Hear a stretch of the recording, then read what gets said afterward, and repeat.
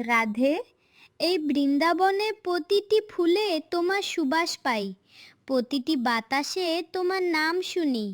তুমি আমার জীবনের সেই সুর যা ছাড়া আমার বাঁশি কখনো পূর্ণ হয় না।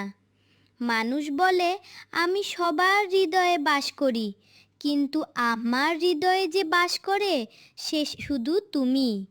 দূরত্ব আমাদের শরীরকে আলাদা করতে পারে, কিন্তু আমাদের আত্মাকে নয়।